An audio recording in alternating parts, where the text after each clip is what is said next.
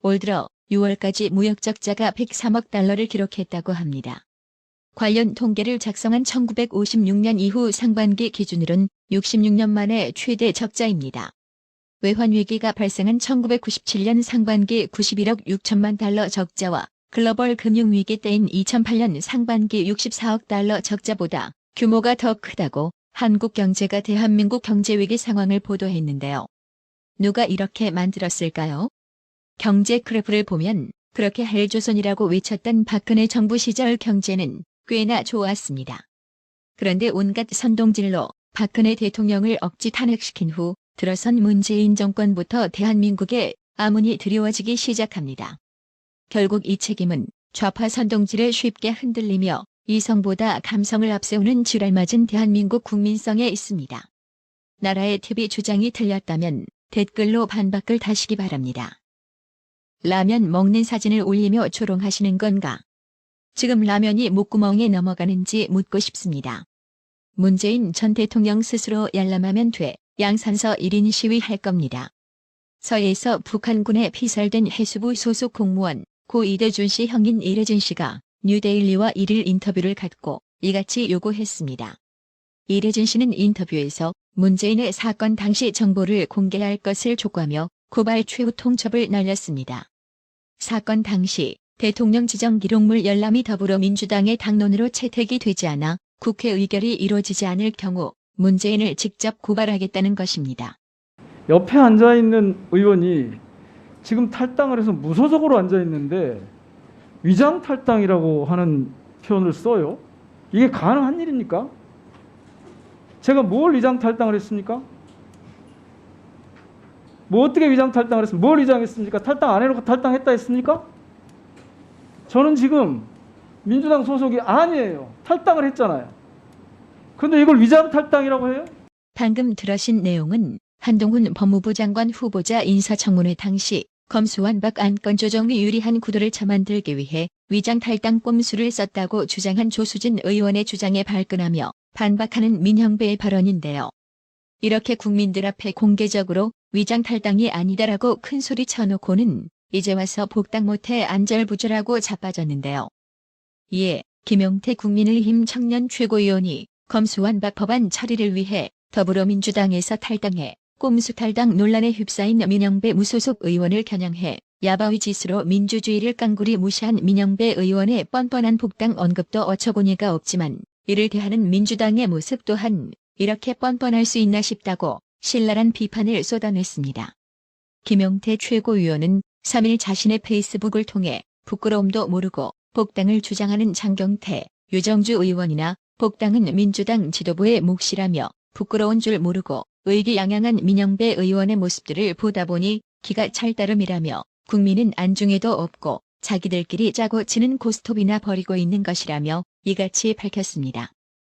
김용태 최고위원은 민형배 의원은 계속해서 무소속으로 남으면 된다면서 복당을 시도한다는 자체가 검수완 박을 꼼수로 통과시키기 위해 본인이 위장 탈당을 저질렀다는 사실을 증명하는 것이다.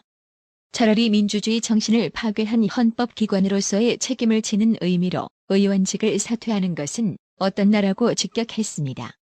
그러면서 말 같지도 않은 영웅 논리로 어줍잖게 복당 시도를 정당화할 생각은 하지도 말라며 절차적 정당성이라는 것은 민주주의에서 반드시 지켜져야 할 기본 원칙이라고 말했습니다. 진중권 씨가 박근혜 전 대통령이 이준석에게 성상납을 했다고 주장하는 김성진 아이카이스트 대표의 회사를 방문한 적이 없다고 틀린 주장을 했다가 김성진 대표 변호인인 김소연 변호사에게서 호된 반격을 당했습니다. 진중권 씨는 지난달 30일 밤 CBS 라디오 한판 승부에 출연해 김소연 변호사가 성상납을 입증할 구체적 자료를 김성진 대표가 갖고 있다고 주장한 데 대해 이게 블러핑이라며 가진 자료를 내놨으면 좋겠다. 그건 나는 그런 자료 없다. 이 얘기라고 일축했습니다. 블러핑이란 카드게임에서 자신의 패가 좋지 않을 때 상대를 기권하게 할 목적으로 거짓으로 강한 베팅이나 레이스를 하는 것을 가리킵니다. 진중권 씨는 그러면서 한번 제 기억이 맞는지 모르겠는데 그래서 박근혜 대통령이 그 당시에 방문했나요? 이 사람? 방문한 사실이 있어요, 없어요? 라며 대담자들에게 물었고 대담자들이 없다고 하자 없잖아요. 지금 사실 그 자체가 없어요라고 말했습니다. 진중권 씨는 더 나아가 이게 역풍을 맞을 수 있다. 왜냐하면 이게 성상납이라는 건데 이게 보니까 저는 사실관계는 저도 몰라요.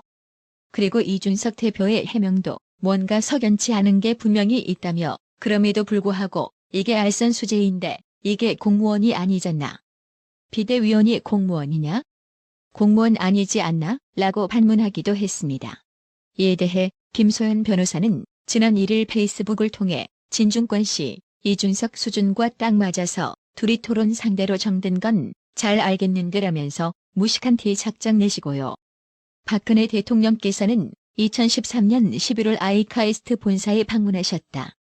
그렇게 기본 사실관계조차 틀린 이야기를 나불거리는 것을 소음이라 한다. 아무 말이나 시끄럽게 하는 일 그만합시다라고 독서를 퍼부었습니다. 실제로 박근혜 대통령은 2013년 11월 29일 아이카이스트 40주년 행사 때 대덕특구의 본사를 방문해 스마트 스토리 시스템을 체험한 바 있습니다.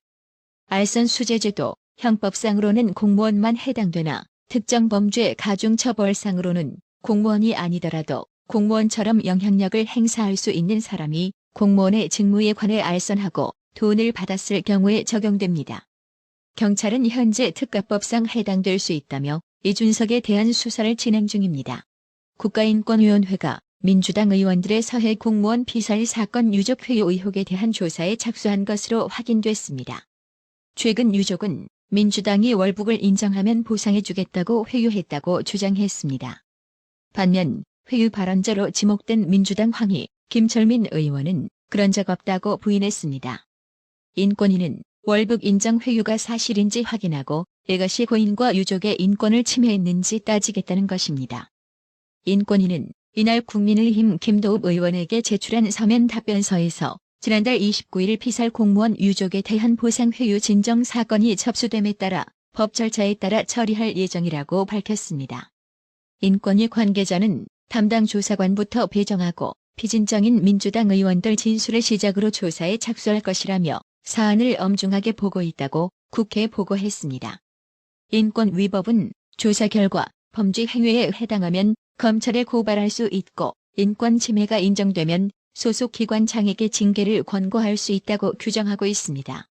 검찰 고발하거나 민주당에 징계 권고를 할 수 있다는 것입니다. 인권위는 진정을 접수하면 90일 이내 결과를 진정인에게 통보해야 합니다. 서해상에서 북한군에 피살된 해양수산부 공무원 이대준 씨 사건을 수사 중인 검찰이 해양경찰청 초동수사 자료 등에 대한 분석에 들어가며 본격 수사에 돌입했습니다. 특히 검찰은 사건 당일 문재인 정부의 6시간 행적을 추적 중입니다. 문재인의 지시사항과 사건 수습 과정을 살펴보기 위해서는 대통령 기록관 압수수색도 불가피하다는 목소리가 나옵니다. 이일 법조계에 따르면 서울중앙지검 공공수사 1부는 해경 초동수사 자료, 선원 진술조서, 국방부 회신 자료, 국가인권위원회 결정문 등 유족이 각종 정보 공개 청구를 통해 입수한 자료를 제출받아 분석 중입니다. 검찰은 관련 자료를 검토한 뒤 이 씨의 형일혜진 씨와 부인 권영미 씨를 추가 조사할 예정입니다. 검찰은 지난달 29일 고발인 조사에서는 유족을 상대로 사건 당일 문재인 정부의 6시간 행적을 집중적으로 추궁했습니다. 이는 유족 측이 청와대, 해경 등 관계자들을 상대로 낸 고발장에는 없던 내용으로 검찰이 사건 발생 당일 청와대와 정부의 구조 및 대응 실패에 초점을 두고 있다는 의미로 해석됩니다.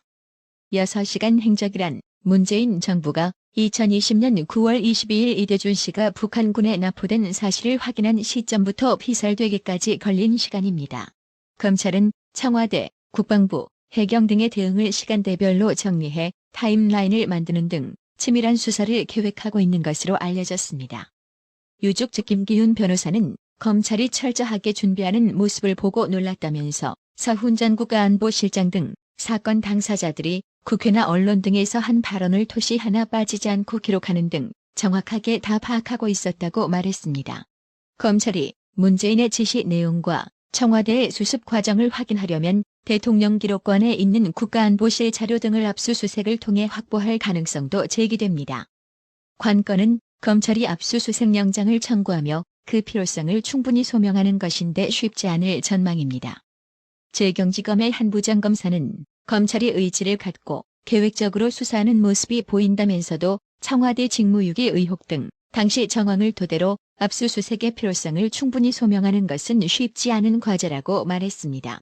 몽영훈님, 어려운 형편의 나라의 TV 운영 유지를 위해 몇 년 동안 지속적으로 구독료 후원해 주셔서 정말 감사합니다. 나라의 TV는 구독료 후원으로만 운영 유지되고 있으니 구독자님들의 따뜻한 정성이 필요합니다.